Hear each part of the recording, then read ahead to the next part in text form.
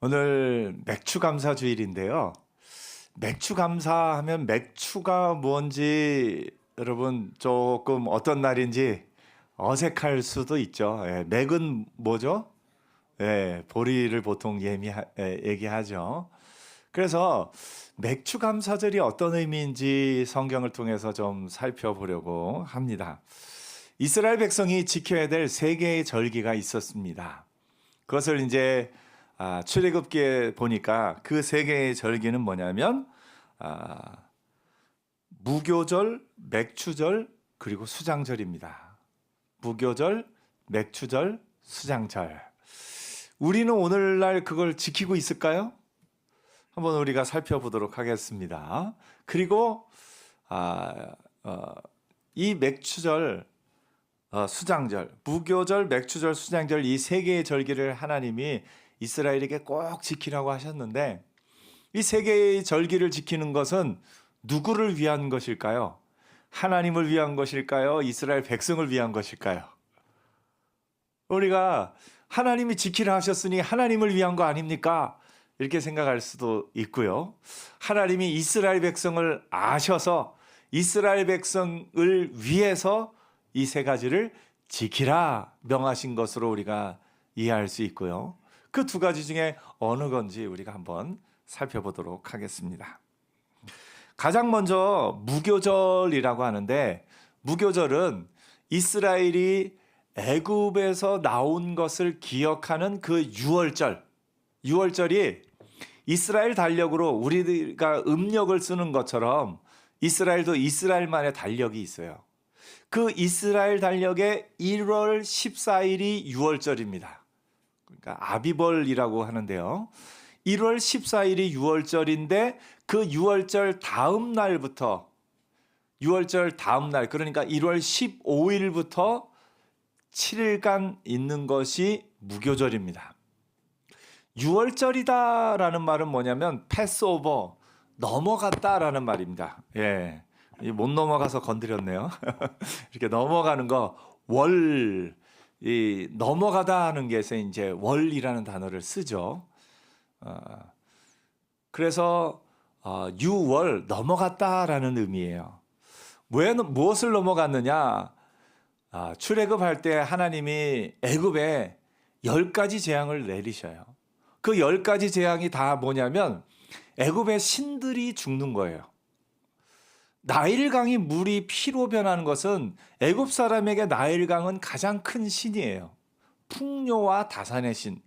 나일강이 풍부한 것처럼 우리에게 풍부한 어떤 걸 주십시오 하는 게 애굽 사람들이 섬기던 나일강의 신이에요. 애굽의 그 공주가 나일강에 목욕하러 왔어요. 왕궁에서 목욕할 수 있는데 왜 나일강까지 와서 목욕을 했을까요? 그것이 바로 이 풍요와 다산의 신이라고 할 수 있는 그 애굽 왕 그 공주마저도 이 나일강에 와서 목욕함으로써 무언가를 얻으려 했던 것이다 이렇게 이야기하기도 합니다. 그래서 나일강에 와서 목욕을 하는데 아기가 떠내려와요. 이건 신이 보내신 아기다 이렇게 생각할 수 있는 것을 보게 됩니다. 나일강도 그렇고요. 개구리 재앙도 사실은 개구리도 풍요와 다산의 신입니다. 애굽 사람들이 섬기던. 그리고 이제 마지막으로 갈수록 이제 더 어떻게 보면 애굽 사람들이 가장 강력하다 믿는 신들이죠. 9번째 재앙이 뭡니까? 해가 사흘 동안 없어지는 거. 그러니까 애굽 사람들이 섬기던 신 중에서 최고의 신은 태양의 신이에요. 파라오 하면은 그 태양신의 아들이다 그러지 않습니까? 근데 그 태양마저도 죽는 거예요. 사흘간 암흑이 임하면서 태양신마저도 죽으니까 이제 이 애굽 사람들의 마음에는 이 이스라엘을 빨리 내보내야 되겠다.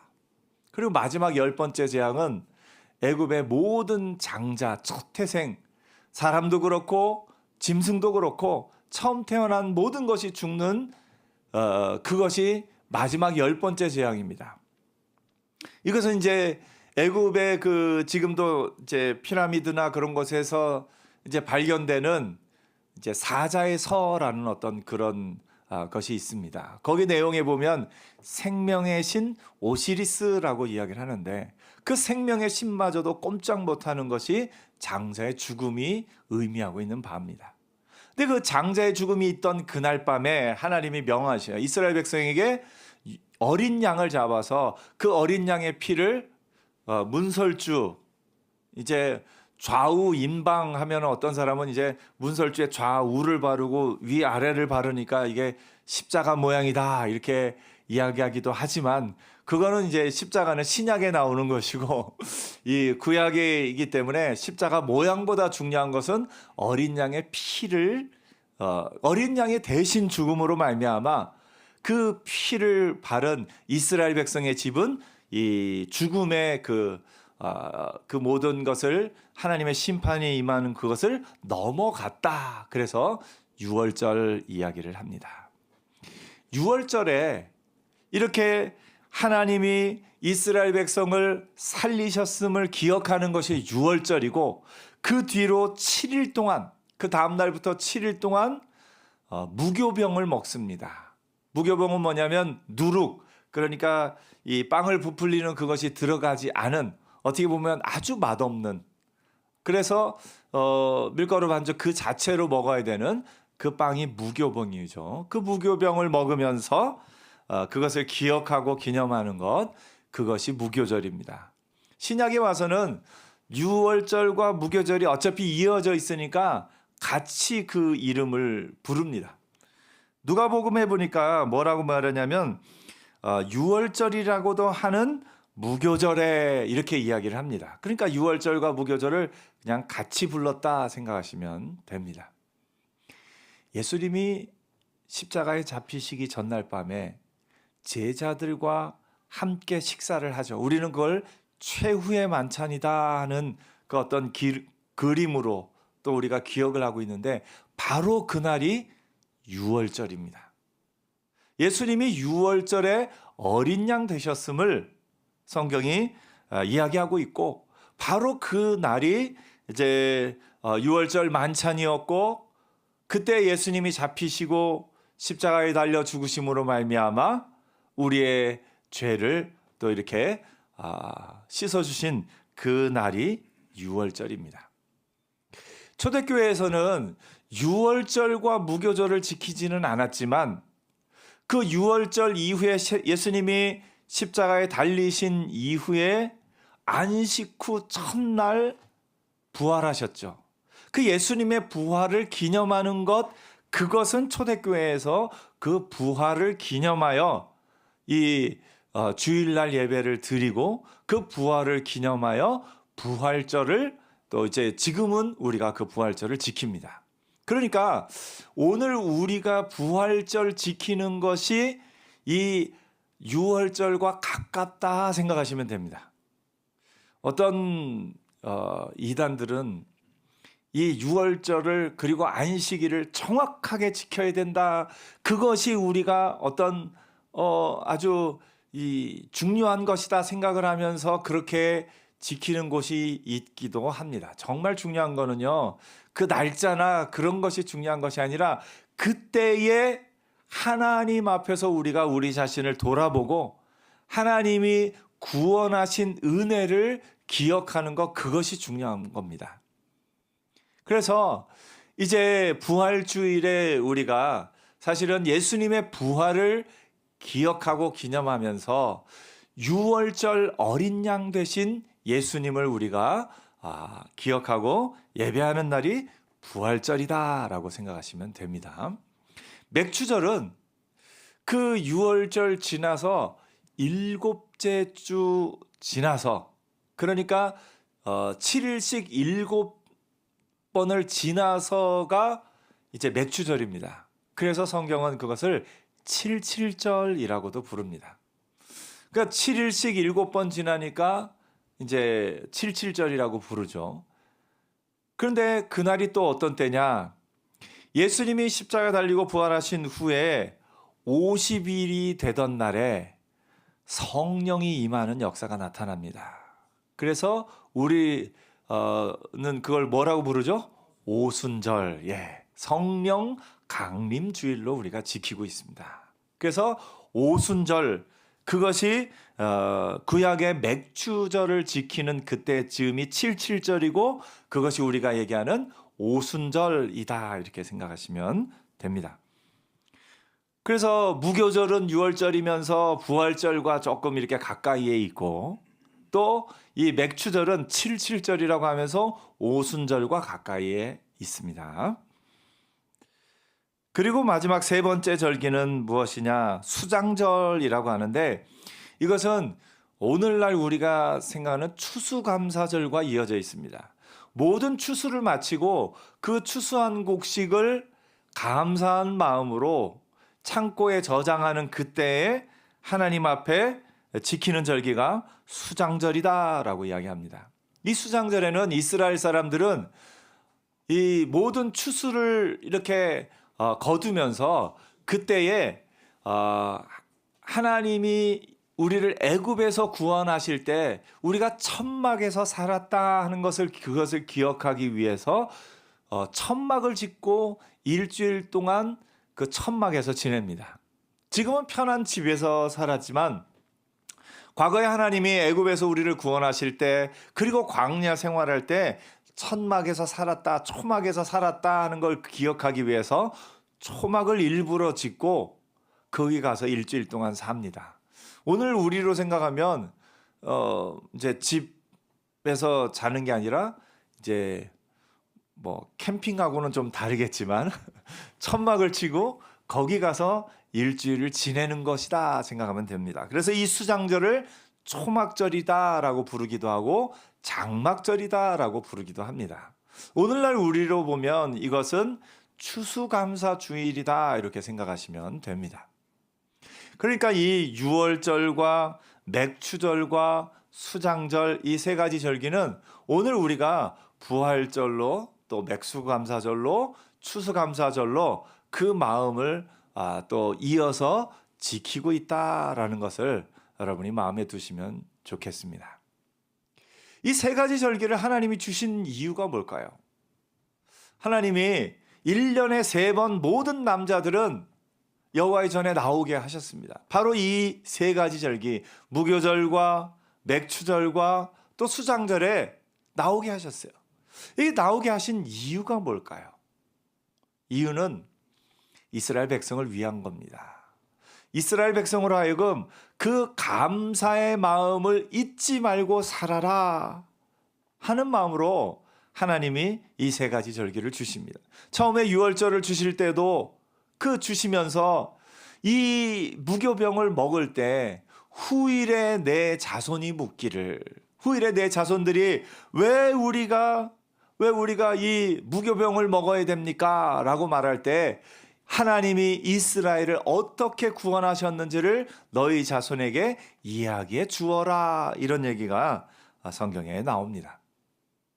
그러니까 하나님이 이 세 가지 절기를 주신 이유는 조금 간단해서 말하면 우리로 하여금 감사의 마음을 잊지 말고 살아라. 너희가 감사의 마음을 잊지 말고 기억하며 살아라 하는 의미로 하나님이 우리에게 이 세 가지 절기를 지키게 하신 것을 봅니다. 사람은요, 참 잘 잊어버려요. 그 가운데 제일 잘 잊어버리는 게 감사한 걸 참 많이 잊어버립니다. 많이 잊어버려요. 감사한 마음으로 살면 좋겠는데 참 자주 잊어버려요. 이스라엘 백성만 봐도 그렇습니다. 우리가 성경을 읽으면서 이스라엘이 그 출애굽하고서 얼마 안 돼서 광야에서 물이 없었어요. 물이 없어 목말라서 그때 우리는 그 성경을 처음부터 쭉 읽다 보니까 물이 없으면 하나님이 주실 때까지 조금만 기다리지 하는 이런 마음도 있는데 이스라엘 백성은 바로 뭐 하기 시작합니까? 원망하기 시작합니다. 아니 왜 애굽에서 잘 살던 우리를 이곳까지 이끌어내서 이 물이 없는 곳에서 목말라 죽게 하느냐 하면서 원망하기 시작합니다. 이스라엘이 바로 그 조금 전에 홍해에서 그 앞에 홍해가 막고 있고 뒤에는 애굽 군대가 막 쳐들어오는데 그 가운데서 하나님이 홍해의 길을 열어주셔서 그것을 건너게 하신 그 은혜가 있는데 그것부터 얼마 지나지 않아 물 마실 물이 조금만 없으니까 하나님을 원망합니다. 우리는 그렇습니다. 당장 나한테 뭔가 좀 불편하고 당장 나한테 좀 안 좋은 일이 생기면 이걸 원망하지 하나님이 나한테 어떻게 감사한 마음들을 주셨는지 그거는 잘 기억하지 못합니다. 이스라엘 백성을 보면서 우리와 참 비슷하다 생각을 해봅니다.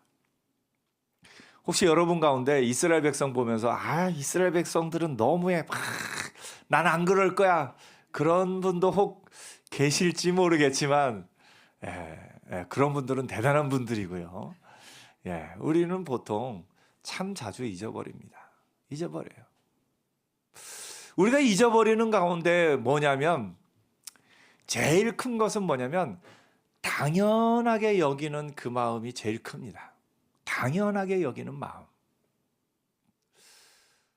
옛날에는 아빠들이 월급을 받아올 때 엊그제도 이런 얘기를 나눴습니다만 월급을 받아올 때 노란색 봉투에 월급 명세서가 써있고 현금이 가득 들어있는 월급 봉투를 받아왔어요.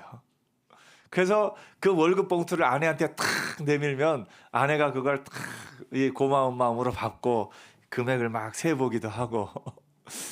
근데 요새는 이제 다 통장에서 통장으로 들어가니까 그때의 그 어떤 그것도 일종의 아날로그 감성인가요? 그 고마움에 대한 마음이 참 없는 것 같습니다. 예전에는 그래도 형식적으로나마 월급 봉투를 딱 전해줄 때에 그 남편이 한 달 동안 수고했던 거를 다 그 뭐 온갖 수모와 온갖 그 어려움을 다 이기고서 월급을 딱 줄 때에 그 남편들의 어떤 뿌듯함이 있고 그것을 받아드는 아내도 그 시간만큼은 고마움의 마음을 표현하는 그 시간이 있습니다. 요새는 통장으로 탁탁 들어가니까 통장에 찍힌 걸 보고 고맙다고 말하는 아내는 없는 것 같아요. 또 어떤 집은 또 아내들도 또 돈을 벌기도 하고 또 다양한 부분들이 있는데 직접 월급 봉투를 받을 때의 그 마음과는 조금 다른 부분이 있는 것 같습니다. 그래서 어떻게 보면 월급을 가져오는 것, 돈을 벌어오는 것 당연한 것 아니야? 그런 어떤 마음이 우리 마음 가운데 있을 수 있어요. 그런데 그 당연시하는 마음을 버려야 감사한 마음이 생기는 겁니다. 당연시하는 마음이 우리로 하여금 참 많은 것을 감사를 잊어버리게 만듭니다. 당연시하는 사실 직장에 다니는 사람도 그래요. 직장에 다니면서 대부분의 직장인들이 직장 상사 욕하기에 바쁩니다. 자기가 받은 스트레스를 자기 직장 상사나 회사의 누구를 막 어떤 뭐라고 그러죠? 하면서 그렇게 하기에 바쁩니다. 근데 막상 자기의 월급 봉투에 그 금액이 딱 찍히는 것은 월급 그 통장에 그 금액이 딱 찍히는 건 무엇이 있기 때문에? 그 회사가 있기 때문에. 그 회사의 직장 상사가 있기 때문에 그 회사에서 나에게 월급을 주는 거죠.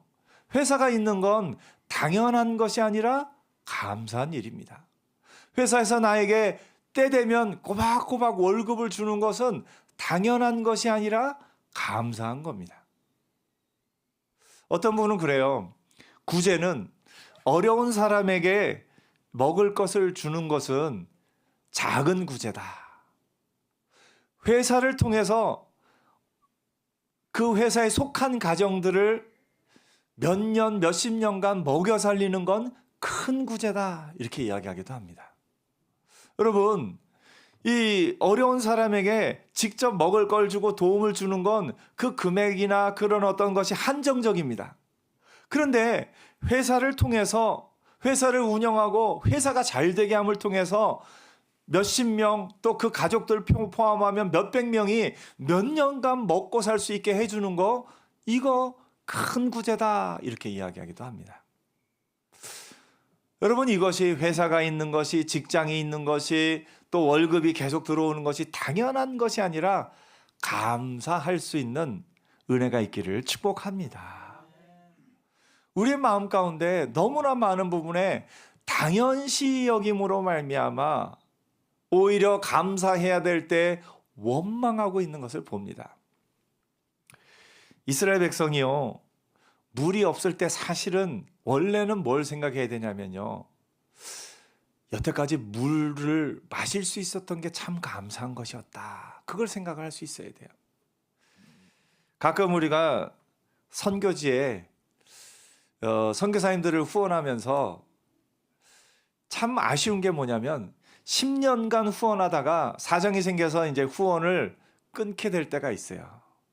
후원을 그만두게 되었다는 소식을 들으면 선교사님 반응이 두 가지예요. 지난 10년간 후원해 주셔서 감사합니다 말씀하시는 분이 있고, 아니 왜 지금 이 시기에 이것을 후원을 끊습니까 하면서 좀 원망하고 불평하는 어떤 마음이 있습니다. 후원하던 마음에서는 어떤 마음이 들까요? 10년간 이 지원했던 것에 대한 감사를 표현하는 부분을 보면 마음에 은혜가 있어요. 근데 지금 끊게 되었다는 것을, 그것에 대한 불평과 원망만 이야기하는 분을 볼 때는 약간 우리가 그동안 이 지원했던 것에 대한 그 어떤 것이 좀 마음이 이렇게 좀 쉽지 않을 때가 있는 것을 봅니다. 제가 예전에 이제 사역하면서 어떤 시골 교회에 이렇게 이제 음향기기와 좀 이런 선물을 이렇게 좀 준비해 가지고 이제 주려고 가서 그 시골 교회 목사님하고 얘기했던 때가 있습니다. 준다는 얘기를 안 하고 선물을 이렇게 몇 가지를 이렇게 좀 굉장히 좋은 것들을 가서 이야기를 합니다. 이제 좀 어떠십니까 하는데 그분이 너무나 불평만 계속해서 얘기하시는 겁니다. 그러면서 누가 와서 뭘 줬는데 그건 이게 안 좋은 거였고, 누가 와서 뭘 줬는데 이건 또 이게 안 좋은 것이었고, 막 불평을 얘기하니까 저희가 선물을 준비하겠다가 하나도 못 드리고 그냥 왔어요. 아, 우리가 이 선물을 드리면 이 선물에 대해서도 뭘 할 거다? 불평할 거다. 틀림없이 다른 사람이 주신 선물에 대해서도 선물의 고마움은 하나도 얘기 안 하고, 그 선물은 이게 부족했고 이 선물은 뭐가 안 좋았고, 그 얘기를 계속 하시는 통에 우리가 선물을 준비해 갔다가 아무것도 못 드리고 그냥 온 기억이 있습니다. 가끔가다 그래요. 하나님도 우리에 대해서 그러시지 않을까 생각할 때가 있습니다. 우리에게 무언가를 복을 주시려고 막 하는데, 주려고 딱 한번 이야기를 하는데 우리가 하나님 왜 나는 이 손이 이렇게 어때요? 왜 나는 이렇게 뭐가 어떻고 하나님이 주신 몸과 하나님이 주신 모든 것에 대해서 불평하는 말만 계속 하고 있으면 하나님이 주려고 이렇게 가져오셨다가 안 주는 것도 있지 않을까, 우리가 좀 생각을 해보기도 합니다. 하나님이 사실 이스라엘 백성이 원망할 때, 마라의 그 쓴물 앞에서 원망할 때 물을 주시기는 했어요. 원망을 해도 물을 주기는 합니다. 하지만 이스라엘이 하나님 앞에 감사함으로 받을 수 있는 것과 비교하면 정말 아주 작은 것이었음을 우리가 한 번 더 생각하게 됩니다. 오늘 여러분, 하나님은 우리가 감사하기를 원하셔요. 감사의 마음을 잊지 않기를 원하셔요. 그래서 이스라엘에게 늘 감사한 마음을 유지하며 살아라 하는 마음으로 무교절을 주시고 또 맥주절을 주시고 수장절을 주십니다.